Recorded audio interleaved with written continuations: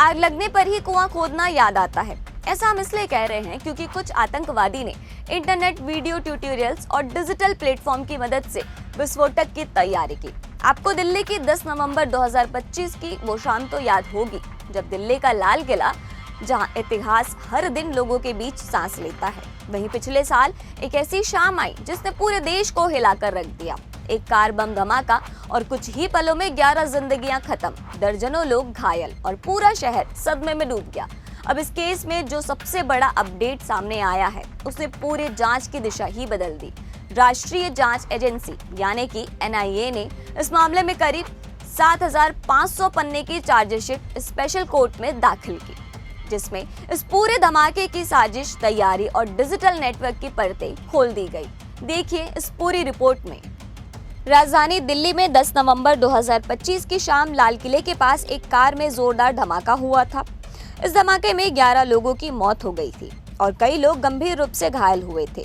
उस समय पूरा इलाका दहशत में आ गया था और सुरक्षा एजेंसियां तुरंत जांच में जुट गई थी।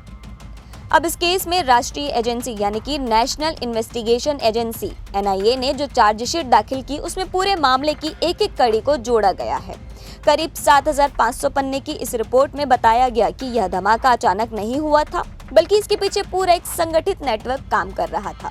जांच के अनुसार इस पूरे मॉड्यूल में टेक्नोलॉजी का काफी गलत इस्तेमाल किया गया। रिपोर्ट में दावा किया गया कि कुछ आरोपियों ने इंटरनेट पर उपलब्ध जानकारी, वीडियो और डिजिटल प्लेटफॉर्म्स का इस्तेमाल करके विस्फोटक बनाने की से जुड़ी तकनीकों को सीखा।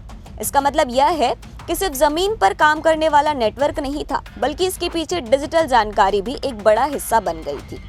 इस पूरे मामले में एक नाम सबसे ज्यादा सामने आता है, जासिर बिलाल वानी।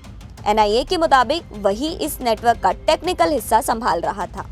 उसने अलग अलग ऑनलाइन सोर्स से जानकारी जुटाकर इस पूरे सिस्टम को तकनीकी तौर पर सपोर्ट किया।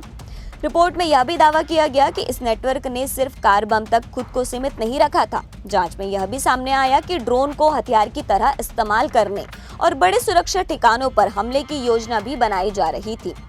यानी यह सिर्फ एक घटना नहीं थी, बल्कि कई लेवल पर प्लानिंग चल रही थी। NIA ने इस पूरे नेटवर्क को व्हाइट कॉलर टेरर मॉड्यूल नाम दिया। इसका मतलब ये है कि इसमें सिर्फ जमीन पर काम करने वाले लोग नहीं थे, बल्कि पढ़े लिखे और प्रोफेशनल बैकग्राउंड वाले लोग भी शामिल पाए गए। रिपोर्ट के मुताबिक इस केस में 8 लोगों को गिरफ्तार किया गया है, जिनमें 5 डॉक्टर भी शामिल हैं। इसके अलावा रिपोर्ट में यह भी बताया गया कि इस नेटवर्क ने TATP जैसे बेहद खतरनाक विस्फोटक का इस्तेमाल किया था। कुछ टेस्टिंग जम्मू कश्मीर के इलाकों में किए जाने की बात सामने आई, जहां अलग अलग जगह पर उपकरणों के अवशेष बरामद हुए। जांच एजेंसियों का कहना है कि यह पूरा नेटवर्क सिर्फ एक शहर या एक जगह तक सीमित नहीं था, बल्कि इसका कनेक्शन कई जगह पर फैला हुआ था। इसमें टेक्नोलॉजी, फंडिंग और लॉजिस्टिक्स तीनों लेवल पर काम हो रहा था।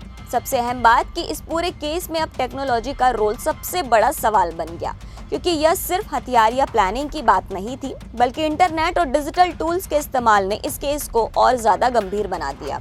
अब जांच एजेंसियां इस बात का भी जांच कर रही है कि पूरे नेटवर्क को बाहर से किस तरह की मदद मिल रही थी और इसके पीछे कौन कौन लोग शामिल हो सकते हैं।